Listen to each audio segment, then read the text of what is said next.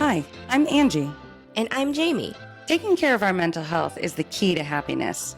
But even the best therapists sometimes lose their keys. Join us for Therapeutic Happy Hour as we address the absurdities of life's daily expectations as best friends, mothers, and yes, even therapists. Welcome to The Shrink Show.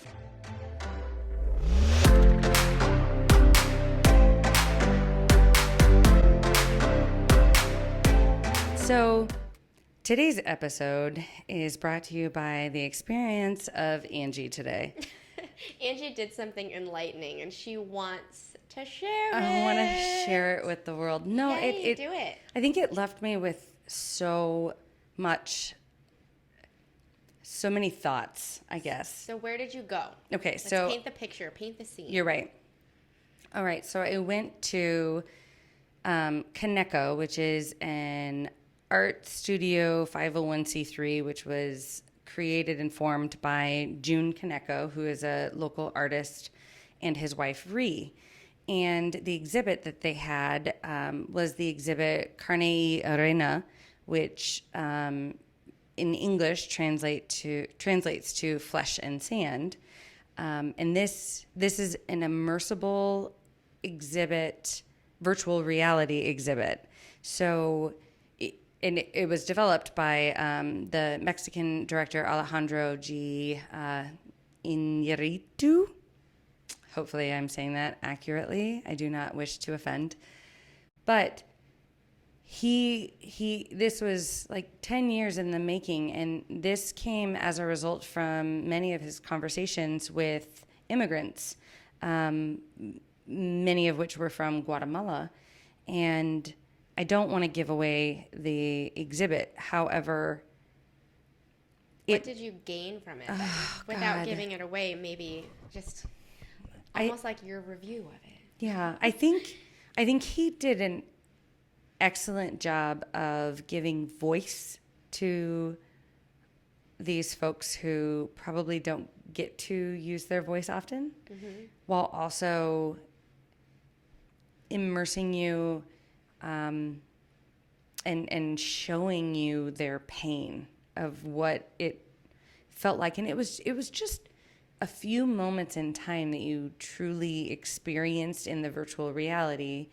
Afterwards, you were able to read many of their stories and their details, which was incredible. But just those moments in that pain and in that confusion and like, just, did you feel that pain and confusion? Yes. Like I felt unsure of what to do. And even, the signage kind of guiding me was in English, and I still wasn't sure what to do. I still was uncertain if this was the right thing. I can't imagine having a language and guns pointed at my face and, everything being stripped away and understanding none of it. And I, for a brief time, in my life, spent 4 months overseas in Romania. And I always talk about that being a pivotal moment in my life because I was the minority that didn't speak the language. So people would come up and talk to me, and I didn't understand. And I had to rely on the kindness of others. And I think that's the part that strikes me the most is these are humans. And this was an experience, I'm going to interrupt you You're to make sure we good. paint a picture Yeah. of folks who were trying to cross the border. Oh, yes, I did not say that. You're right. Thank you. I appreciate that. Just making sure everyone, Yeah. and our one listener is following along. Yes, that one listener. Thank you, Molly, and Lisa. Actually, two listeners. No, you're right. It was folks trying to cross the border and just the experience of it. The experience of them being in the desert and having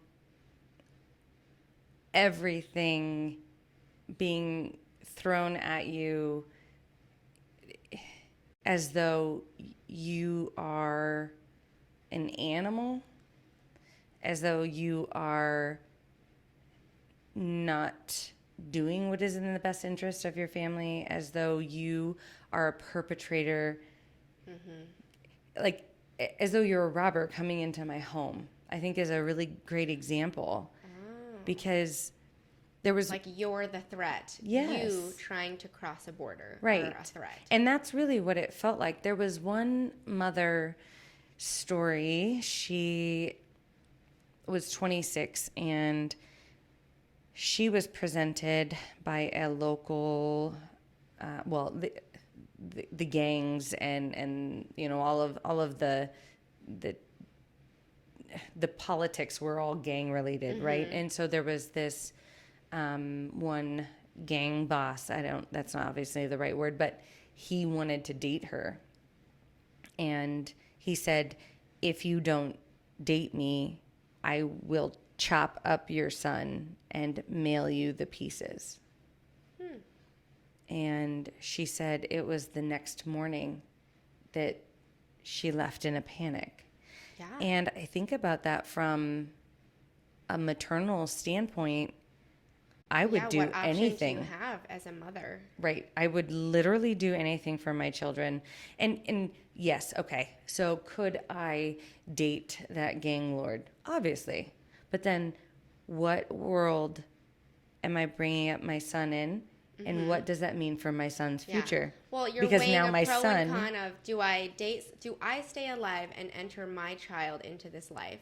and then he doesn't know any different and could Right. potentially Right. perpetuate this life. Right. Or option B, do I Take every risk that we could die. But it's still the same risk. It is. You're either close to this person who could kill you, or you're running away from this person who could kill you. Going into an environment that could Yeah. separate you and also kill you. And I think Yeah. that's the part that kills me is Like if that is a that's good like person. a quality rock in a hard place. and one of the a things life or death one. So prior to going into this immersive experience, which by the way, they said we are like the third or fourth city to have gotten this experience. So You said it just arrived in Omaha, right? I don't know if it just arrived. But it's here till we're filming in July, and it's here until September. right? Okay. So the thing about it is one of the things, this is what they said, statistically, it's something like 93% of all undocumented immigrants do not engage in any sort of violent behaviors. And I think that's one of the common misconceptions is that these people are here to steal from us. And again, it's like you're invading my home. Like this woman and her son are obviously banging down my door, wanting to take over my house and kick me out. And that's not the case. And in fact, this woman ended up being separated from her child. Oh my gosh. I know. And luckily her child was reunited with her mother, but she spent 2 months in detention until her mother, who she hadn't seen in years, I don't even want to quote it because I can't remember, but it was several years, was able to get $2,500 to free her. And all this woman wants is to get a house. Yeah. For her and her child to live safely. Yeah, to live in a world where her child can grow up to be kind, and he has that choice. It's not death or he becomes a part of a gang. It's kindness, it's success, it's all the things that every mother wants for their child. And I think too often we don't. Every parent wants that. They just want something better for their child. Right. Obviously, where she was living wasn't great. Right. Which is why she chose to leave. And how awful.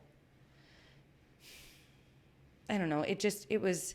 I saw a lot of people coming out of there wiping away tears because they just can't even. It made you feel so deeply. Mm-hmm. That's great. Well, and I just think about at the time, you remember when like Border Patrol and the kids in cages and all that stuff was really hot on the news? Oh, yeah. It got to a point where I had to step away from the news because I was sobbing every single night because I just thought about my own children and my daughter, when she's feeling extremely overwhelmed, she either needs her blanket or her mom. Yeah. Those are the things that naturally calm her. Right. You take those away, and she's probably hysterical. Like, what kind of trauma are we imposing? Right. Well, and not only that, but I think about whenever I see things like that on the news or hear stories like this of my kids will not sleep unless we have their special noisemaker. Right. We put them to bed promptly between the hour of 7:30 to 8. Yeah. Right? Any earlier or later, hell will break loose. The temperature has to be perfect. We have to have the correct blanket. There's Only this green M&Ms. There's this whole process of rocking and how we walk to the chair. This whole thing, right? And these folks are, traveling by foot at night, with children as small as my children. Right. I mean, I can only imagine not only just the fear of escaping somewhere that is probably not good, for lack of a better term, right, and doing it in terrible conditions with children who are not quite adaptable or cognitively able to understand, why are we doing this? I mean, I don't even want to take my children to the quiet, local water park because where they're allowed to run like crazy. Right, and loud. because it's exhausting. Yeah.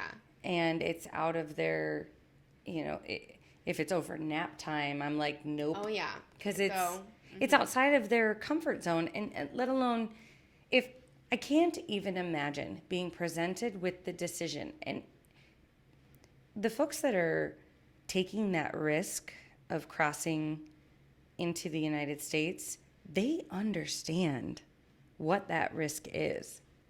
They're not dumb. They know exactly what they are presented with. They know that there's the risk of being separated, there's the risk of death, there's the risk of incarceration, there's the risk of being deported even if you get here. There's all of those risks, and yet they still decide it. Why? And that's what tells me clearly if all of those risks are worth it. Right. What do you think they are leaving? And that's what there was a gal, she and I, and she was a black woman. She is. She was. She didn't change. She currently is. She currently Present is. Tense? She was a black. She is a black woman. Verbs. But she had said, it's that dehumanization of another population that justifies that behavior. Even as a black woman, she was explaining how when she goes to the doctor or when she gets medical procedures, she will explain again and again and again what she's feeling and the pain she's feeling, and she's often dismissed. And I know this from another story of someone I once worked with where after childbirth, she had complained. She was another black woman. She complained of having these chest pains and the doctors dismissed it. Even her boyfriend at the time complained, and they dismissed it to the point that she ended up dying. And he was left a single father of 3. Yeah. 4. Wow. Yeah, he had a 2-year-old, twin 1-year-olds, and this was the baby. Oh my God. Oh my God, indeed. Like it was, and they weren't married, so then, obviously everything even went worse. But it's true when someone deems another person based on the color of their skin, based on their sexual orientation, based on whatever they've deemed as not normal or not in line, they dehumanize. And look at the effects that we are causing. Like, I can't imagine a world where we would want to hurt other people like that. I think it's a dehumanization in which we paint a picture of you come to America, quote unquote, the correct way, legally, which, Have you seen how long people are on that list? I mean, I definitely understand. I'm not discounting that argument. I think that's valid and fair. At the same time, I remember when I worked in refugee resettlement, during my practicum in my undergrad, I was talking to my siblings about it and just explaining the process of what it's like for these folks to come over.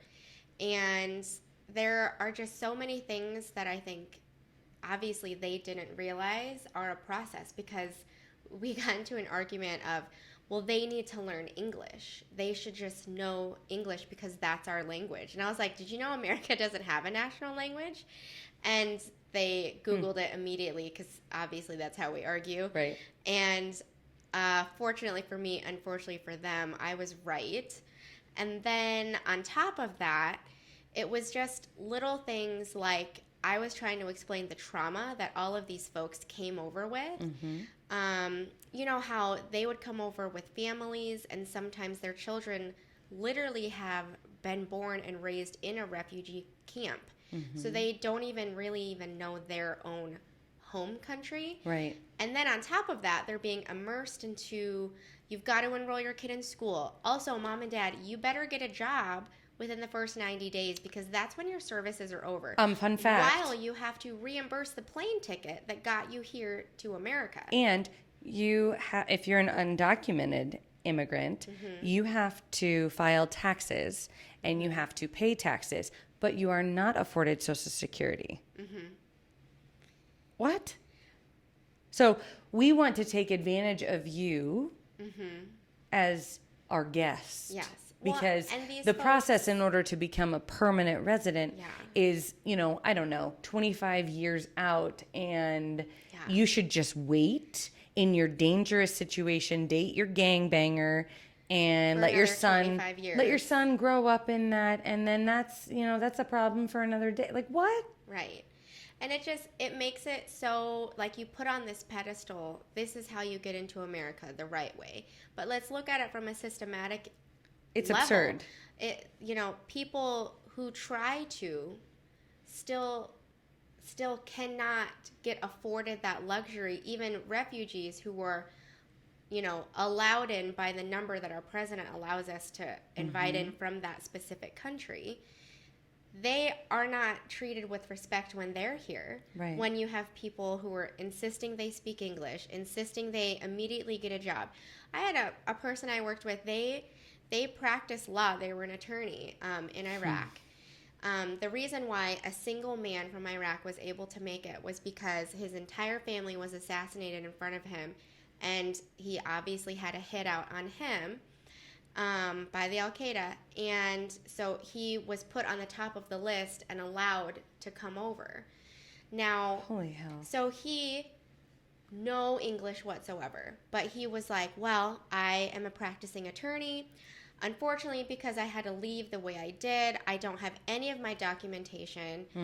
So I have no proof that I graduated college. I have no proof that I do this. And the sweet man was like, I've heard that in America, first, he felt so blessed. Every refugee I worked with, they were like, oh, we're in the best, safest country because we've heard nothing but great things. Which, obviously, yes, we're a wonderful country in so many ways. And so this particular man, the reason why it was heartbreaking was because he was like, well, I've heard you can work your way up. So I would like to get a job as a janitor in a law office, because then I'll become a janitor, and then maybe I can work the front desk, and then maybe I can be a paralegal and then be an attorney, because that's what I heard you can do in America is work your way up. And when I show them that I know how to practice law by working my way up, I can do that. Can you imagine losing absolutely everything right now? He came with nothing. We, as his caseworker, we had to go to the store with him because we were like, oh, buddy, you don't have any clothes. Let's go get you some. But right? Was he pleasant? Oh, yeah. Did he still have hope? Well, he obviously unfortunately, he cried a lot because he just talked about, he's like, every time I close my eyes, I see my brother, So obviously there is a quality amount of trauma in there the trauma therapist in me is like, oh my gosh, we've got to clean this up, buddy, because you working even as a janitor is going to be triggering. But this poor man, we had to be the bearer of bad news and explain to him, first of all, sir, you need to learn English if you want to be an attorney. Second of all, you don't have your like, we will help you try to get in contact with your school to figure out how we can get this proof. But the best job we have for you is a meatpacking plant. Also, it's third shift. So it's overnight. Right. Because that's typically where most of our folks would go, especially the non-English speaking Because folks. they don't have to communicate. Yeah. And and he was so grateful because he just said, again, he goes, well, again, I've heard America, you can work your way up. So he was grateful to take any work. He accepted it. But we were just really sad in having to explain to him, buddy, you can't just like get a job at the law office as a janitor and hope to be an attorney someday. There's a lot of rules. There's a lot of licensing. And again, all of those things should be in place, but it helps paint a picture of the type of people who are arriving to our country are people who genuinely want a better and just decent life. Oh, well, and just want to trust that people have their best interest. Mm-hmm. I said I went to Romania. So I was 18. To paint a picture, I was going to be there for 4 months. 2.5 weeks in, I had swam in their pool. Now, their pool, which fascinates me, I swear to God, it was like 20 feet deep. I don't know. But it was their city pool, and it was this giant, just huge, I don't know. Hole in the ground. It was intense. Now, I, having grown up at a lake and swam my whole life, I don't wear goggles, and I open my eyes underwater. Rookie mistake, obviously. Obviously. Based on your tone. Yes. I didn't realize, which I now know, bacteria in water in other countries is different than the bacteria that you have grown accustomed to. And this is also something that I think is fair to assume that many of our refugees probably experience, because your body, kind of like you should eat the honey near where you live. So then you build an immunity. That allergy. Yes. Yeah, that's your quote unquote allergy. And so what happened was I opened my eyes underwater, and then all of a sudden, like my eye was getting super red, and it ended up bleeding. Oh my God. It was awful. I don't know a lick of Romanian. You didn't just like immediately know it. I mean, 2 weeks in, their soil. Tried real hard. I didn't know any, and my eye is bleeding, and I have to go to the eye doctor, right? Uh-huh. I'm fucking terrified. Yeah. No pressure. I'm terrified. I am in a country that I don't understand. Yeah. I am being presented with all of these unfamiliar, medical offices. Like, nothing looks familiar. Right. You can't read anything. And the person who's translating for me is a stranger. I don't know him. There is no one here that I truly know that can speak both languages. Now, he was kind, and he did the best he could, but he would translate for me, and I don't do well not understanding exactly what it is that person is saying, and I have to trust that you're interpreting it 100% for me. Right. And that's a difficult thing for a lot of people. And so I'm sure you're nothing but calm as you're bleeding from the eyeball. Bleeding from my fucking eyeball. And so I'm having to lay down, and they're going to put an eye drop in my eye. And the eye drop burned like a motherfucker. And I think, well, this is the moment I go blind. Because, again, I don't know. Right. Now, if you want to trust these people, but you don't, because you don't know what's going on. And I also don't know anything about their medicine, anything about their medical practice, not that I know a ton about the United States at that time. I was 18. I mean, you don't know a ton at that age. But then you're a child. Well, you're so little. You also trust the adults. Right. And I've gone to appointments where things have hurt, and I know that it's for my best interest. In this moment, it was scary. Yeah. And then 2 months in, I got bit by the alleyway dog that I had fucking passed every goddamn day, twice a day, 3 times a day for 2 months. And this motherfucker bit me. And I had heard stories about needing to get rabies shots. It's like 20 shots in your stomach. And I'm like, oh my fucking God, I hate this place. This is so awful. And that's when I started smoking cigarettes because I was like, fuck this. I went breathing exercises with I shit you not. extra. I went to the local kiosk. I bought a pack of cigarettes. I bought some chocolate and some Coca-Cola. And I was like, as you're crying, bleeding from the eyeball. And I was like, Nicoletta, please don't make me go to the doctor. I was so stressed. Like, if I gotta get rabies shots, I'm gonna. I'm going out with a bang. Like yeah, that's it. Guns blazing. But oh my God. But see, you're often when a lot of the folks that I interact with, when we visit places, you know, even for the missions trips, they're quote unquote, you know, they're 2 weeks, they're 3 weeks. Like I lived in Romania for 4 months straight, and that's not long enough to truly feel that I had been immersed. But it's longer than a trip. Yeah. Right. And it's long enough for me to have been challenged in ways that 2 weeks wouldn't have. Right. And it gave me a heart for folks that are willing. Like, I can't imagine picking up my family and just traveling to Romania and living there. Not only that, but none of us speak the language. Not only that, but with nothing, again, that absolutely special nothing. Blanket, none of it. Special noisemaker. And even no shoes. They make them take off their shoes. Like, they're walking barefoot. In your exhibit. Through gravel. No, this is like, there were shoes that had been found all throughout. Like, this is a thing where their shoes are removed and they're walking barefoot through the desert. And I mean, I cannot imagine my family getting off a plane with no shoes, only the clothes on our back, no place to stay, not speaking no the one to talk to. Yeah. And just fucking and being seen as the enemy. Like, that's what's fascinating. It's very fascinating. Like, because how dare I come into their country and take their jobs? I don't fucking speak your language. I don't speak your language. I don't have anything with me. And you think I'm going to come in and steal your shit? I literally need you to help me. Mm-hmm.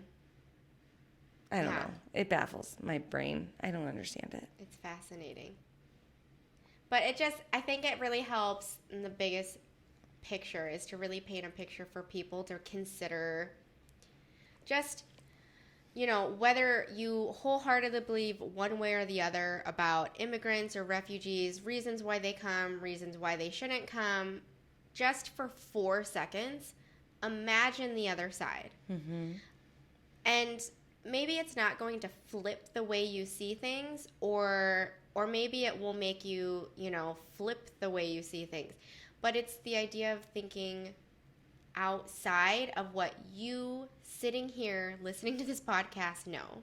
Right? Because we know we obviously have plenty of clothes, plenty of food, access to whatever it is that we truly want if we really needed it. That is familiar. Right? Mm-hmm. In the language we speak, we also have friends or family we could call for help. Mm-hmm.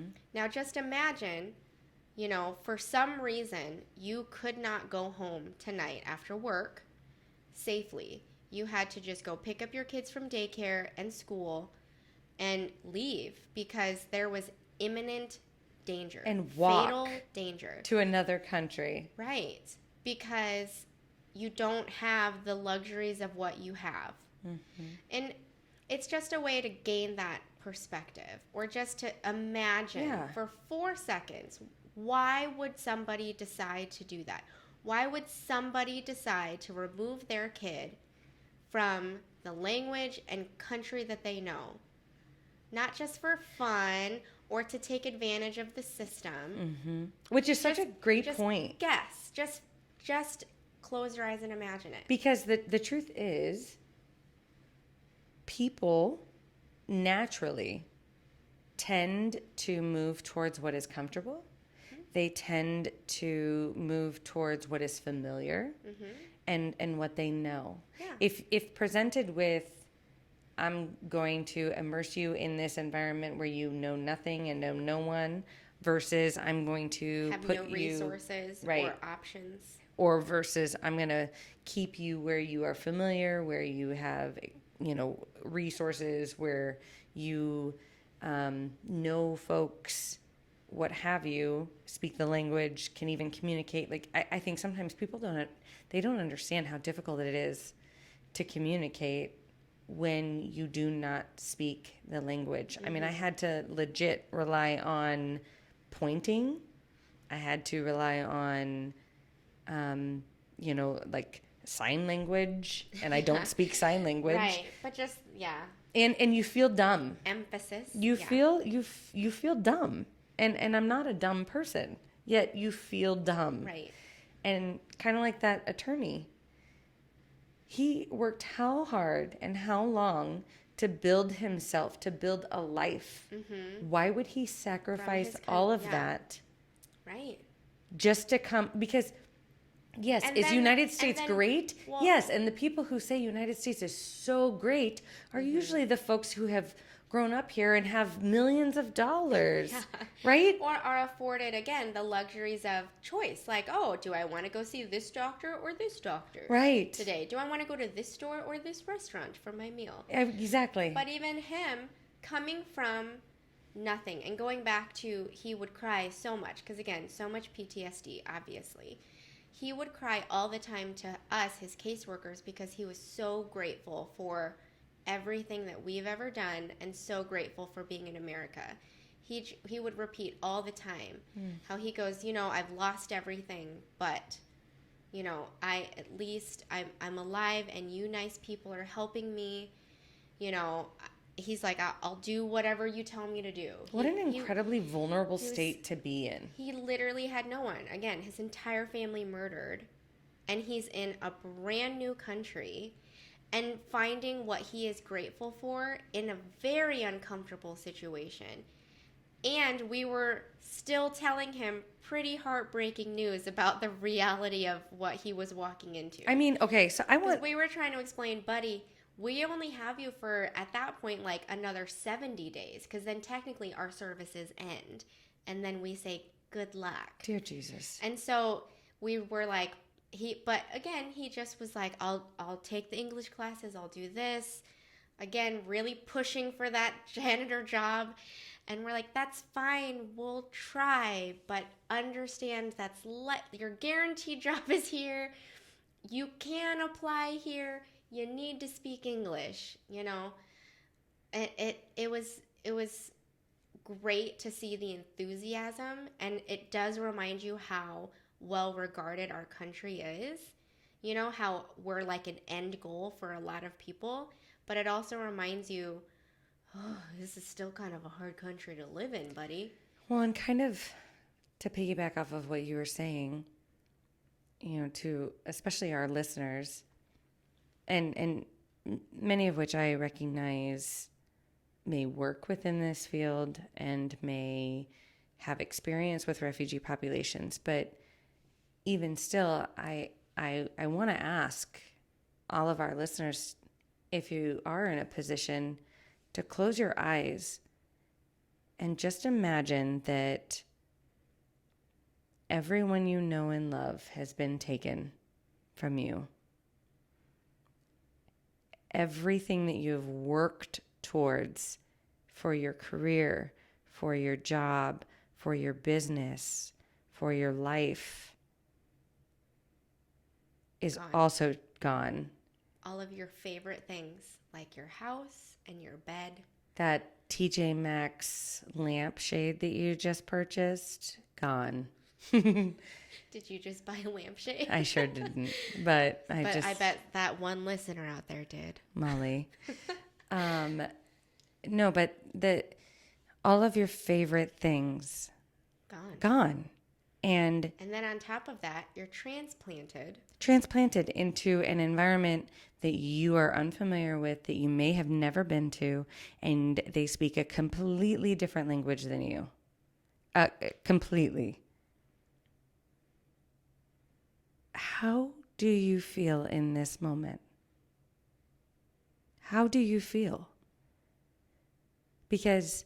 And imagine, if you really can use your imagination, if you were transplanted into America, which in this scenario is a foreign country to you, and you were immediately regarded as lazy, not working hard enough, you need to learn English, you need to assimilate. Because you're taking advantage of our hard-working society. Way up. Imagine all of that coming at you, and coming at you hot. When you turn on the news, after you legit lost everything. Well, when you go to the store, well, you wouldn't understand it, so that would be a blessing. I know, right? like, hey, America, the guy just cursed you out. Oh, he did? No, but then imagine that what you do truly feel is gratitude. Even when you're getting cursed at in a foreign language. And feeling so blessed to be alive and so blessed to have an opportunity to improve and grow and have a life where you can actually go to sleep without being afraid of death tomorrow. I just... Of waking up to somebody shooting your house. Or just not waking up at all. Like that, or... I don't think people who are coming into our country are asking for much. In general, I think they're just asking, like you said, they just want to go to sleep safely and wake up alive. Yeah. Wow, that's kind of minor things. So minor. And yet, I mean, I worked my ass off for my social work license, for my therapy license, like years in school and years providing therapeutic services and still continuing education, and to have that just ripped away and for somebody to be like, proof because you don't sorry, have that paper. You're not a social worker. I'd be like, the fuck I'm not. Yeah. But it would be so difficult. And then all of that through a translator. Oh my God. Because then you probably, just like with the eye doctor, were like, I'm pretty sure you misinterpreted that. Come again? I am gonna be a janitor. I'm doing the janitor thing. It's cute that you think I can't. I'm working my way up. No, but once they get to know me, I loved his story because it was so. I sat there as like it tugged at your heartstrings. A child, basically. Undergrad student. But I just was like, the resilience. I can't imagine losing my whole family and still being grateful. The resilience. Yeah. He was the sweetest little man. But there are some of the most incredible folks that I have ever met are folks that are from other countries that are so incredibly grateful for my involvement, as a caseworker or as anything. Yeah. Just to have touched their lives and given the sign language, right, or through the interpreter of positivity and welcoming. And I do want to say, many of the families that I have worked with that have spoken Spanish, and I don't speak Spanish. So we've had to translate through an interpreter, which is, again, like I've said before, is difficult for me, even though English is my language. Like, I want to understand what they're saying, and it frustrates me that I can't speak Spanish.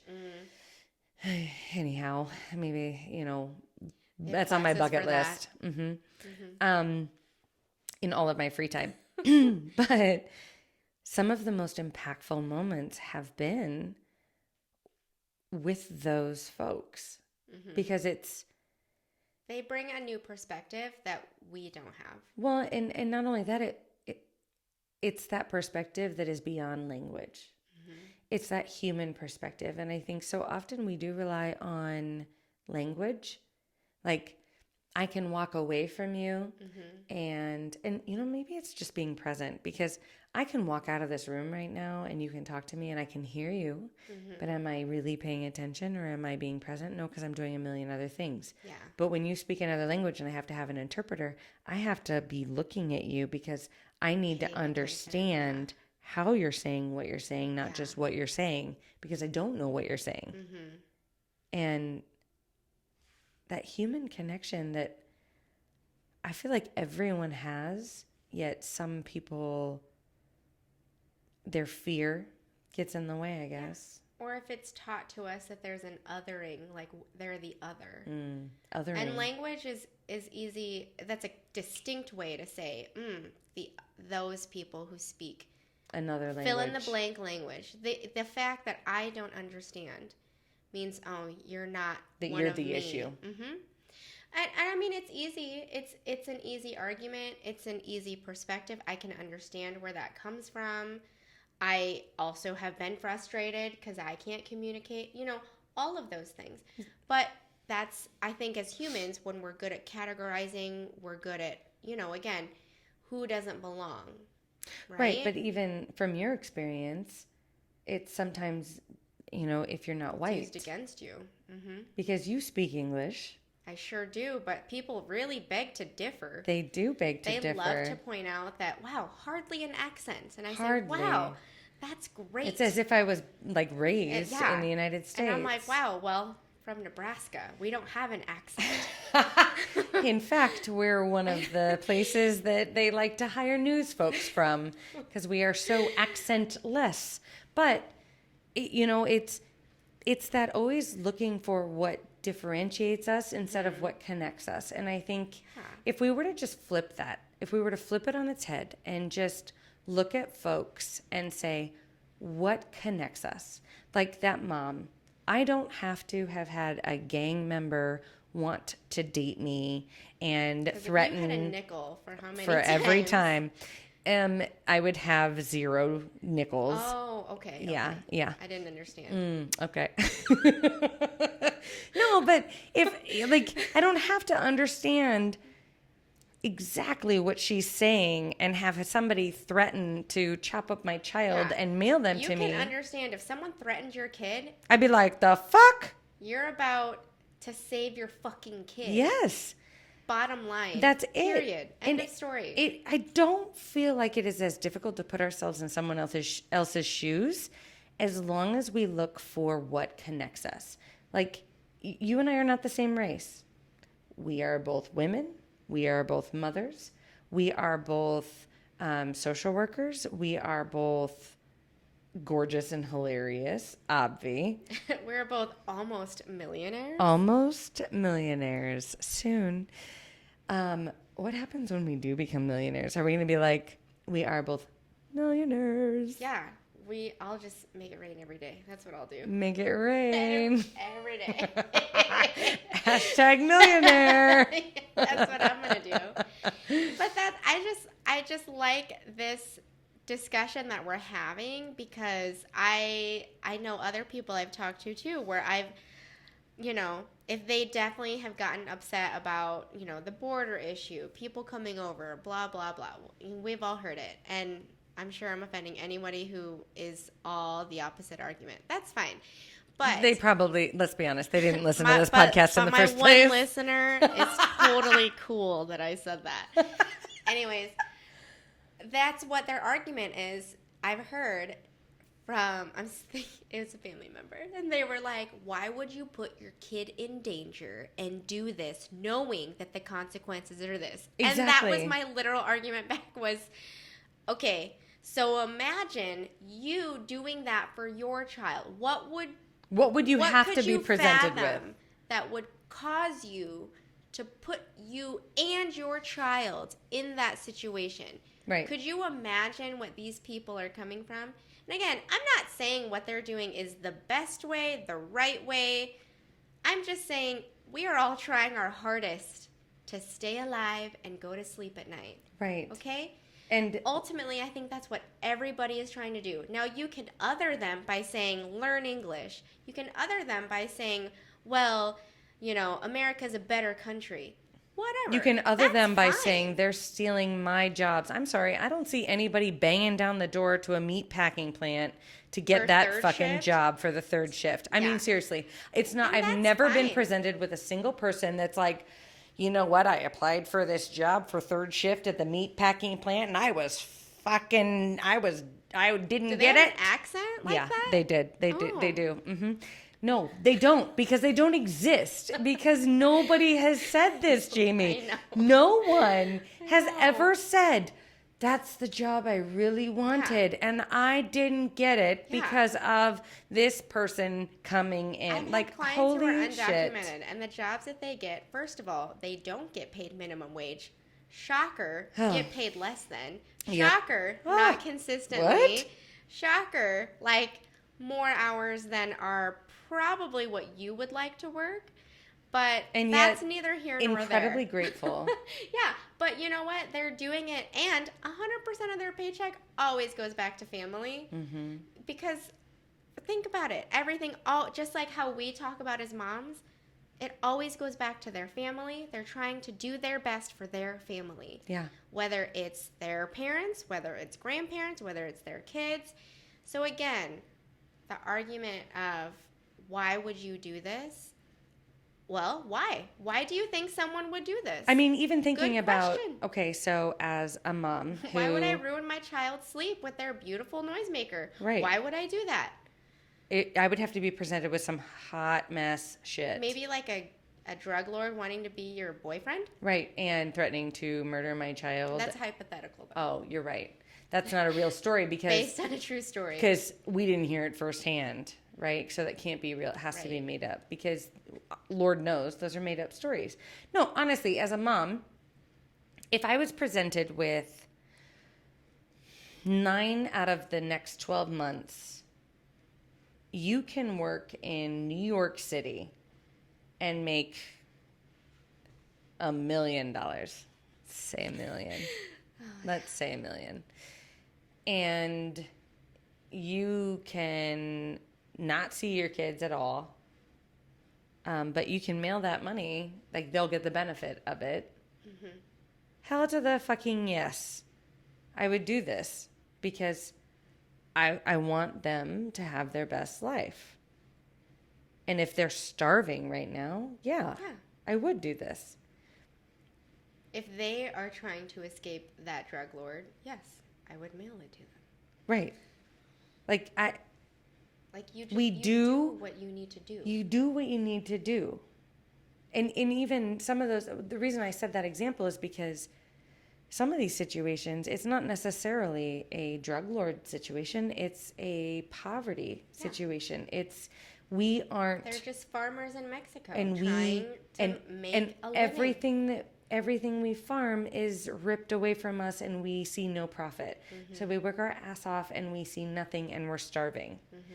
So one family member is like, you know what? I will try to make it. I'll try to succeed in the United States and I'll send the money back so that you can survive. Mm-hmm. And you don't have to leave your comfort. And again, it's about the house. Yeah. If we just trust, my argument is always, why not err on the side of innocent until proven guilty? Like, we're so quick to say... It's not even that. I always just say, again, unless you truly are causing harm, which I don't think most people are doing. No, they aren't. And statistically, if you Google it, they are not. Google knows everything, first of all. Well, no, I mean, like... But I know what you mean. Yeah. So, but my biggest argument is always, I think everybody is trying their best. You watching might not understand what their best is. Right. But everybody is trying their best. And if you just assume that they are, then you are more humane in that moment. Human, not othering. Exactly. Yeah. And that's that big thing. Exactly. You said it. I did say it funky because it got stuck in my throat. It was the gin. Hendrix, I am going to need some more gin, so we'll need you to send us some. Someday. No, but it's that humanitarianness. It's that you are no longer an other. You are a human. Yeah. I see you as a human, and I trust that as a human, you're trying your hardest just like I am. Yeah. And just like my hardest, it might not be your journey, but you're trusting that I'm doing the best with the journey that I've been given. The way I live, it's a lot easier too. It's not It's so much less stressful. Less stressful. I'm not like angry. Like some people can become. No, but you're 100% right, Jamie. I think that's worth talking about because so often we want to meddle and we want to judge everybody around us and we want to say or get them to do things a certain way or right, you do it this this way or you're the devil or you believe in Jesus as the one true savior or you are the devil's child, whatever the message is. To them I say only God can judge me. Only God. I really like it when they're the most judgmental people I know. And I'm like, only God can judge me. I have certainly experienced that in my life, but I think that is I love that because if we don't judge and we just really, if you just say, I'm going to trust that these people are doing the best they can with what they have. I might disagree with it. I might do it 5 ways different, but you know what? I think you're doing the best you can. But there's also a gazillion people that do it 5 ways different than I do, and that doesn't make it wrong. Yeah. And in fact, makes it different. A lot of the times I'm like, fuck, you're probably doing it right, and I'm doing it wrong.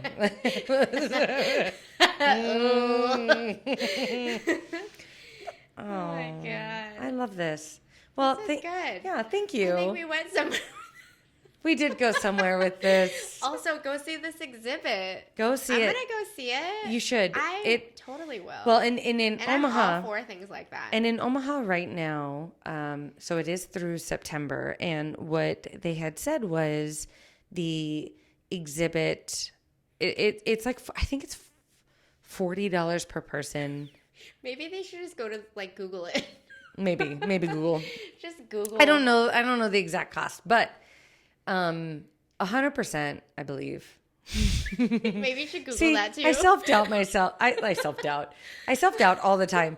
No, I want to say it was about 100%. I want to talk about this. I don't know jack shit about this. I don't know anything. See, this is why I can't judge because I don't have a leg to stand on. You are doing the best that you can, I'm here for it, girlfriend. Oh, fuck yes, you are. No, they are working in hand with local agencies and nonprofits that are making a difference, and working with immigrant populations. And 100% of the proceeds are going to support these foundations, which I think is huge because it does seem like a lot of money, but in the grand scheme of things, you get to experience something. You also get to make a difference in the lives of those that you are experiencing.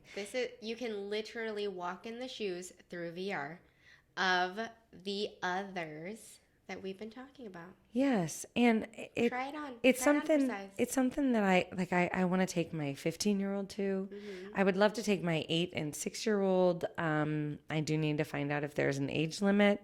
We should take ours together. I really do it together. I would really, and then we'll make them do a report afterwards and tell us all about it. Well, and I do think so. I would because actually, that's good at Mom I am. No, here is I'd like skits for you to tell me what you learned. Make them Saturday Night Live skits. No, I agree with you, Jamie. Though I think if you go, ideally you go with at least one other person, so that the two of you or the group of you can dialogue afterwards, because it is heavy. Decompress. It's heavy. Digest those emotions. And I found myself. Did you go alone? You have to go through the experience alone. Yeah, but did you go with a group to digest afterwards? Or is this your digestion afterwards? Well, I went with a group of strangers because it was through a Service Learning Academy workshop at UNO. Okay. That I was participating in. And luckily I was afforded this opportunity and I'm so grateful. However, I didn't know anyone. So maybe if I had known someone, I may have decompressed. You would have done this dialogue with them. Yes. But I'm your therapist, so we did it. Right. She's not really my therapist, so I'm just like to point that out. Thank you. Thank you, social work board. I'm not going to lie. This is why I have therapist friends, so that I don't have to pay for therapy. Should I be billing you? What? No. No. You provide Hendrix until they're our sponsor. I do suggest. I just get you drunk. So you're welcome. No, Hendrix, if you're listening, you're welcome. No. And thank you. No, I do suggest you go with someone, or you at least know somebody who has gone through it that you can decompress with, because or it is DM heavy. us and tell us all about your experience, because we would love to hear about it. Actually, I would. No, I would truly love. I really want to hear because other people's experiences. I want so much to talk about the details I'll of go it. and then I'll talk about it. But I can't talk about the details because I don't want to ruin it for you. But okay. it was worth it. It was worth it. Worth every penny? It really was. And I got to go for 10 free. 10 out of 5, yeah. But 10 out of 5. I would have paid $40, and I will pay that for my entire family to go. Ooh, Yeah. that's a good review. It is. It is, for sure. Plus, it goes towards good cause, and KANEKO's a badass. So, Yeah. anyway, thank you for listening Yay, today. We listener. appreciate you. Bye. Bye. If you think we're cool, Or even if you don't, please like or subscribe so you'll stay up to date on all things The Shrink Show. feel free to follow us on Instagram, Twitter, or Facebook at The Shrink Show. You can also visit our website at theshrinkshowpodcast.com to check out some of our merch, submit your episode topic requests, tell us a funny story, or even donate money or gin to the cause. Thank you for choosing to spend a portion of your life with us. And remember, don't take yourself too seriously. Life is all a giant shrink show. Side effects of listening to this podcast may include side aches or snorting from laughter, impromptu jazz hands, nodding in agreement even though you might be listening alone, an occasional "you said it, girl," and mild cases of existential dread. This podcast is strictly for entertainment and informative purposes only, and is not intended or implied to diagnose, treat, or otherwise substitute for professional mental health, medical, legal, or other advice. Thank you.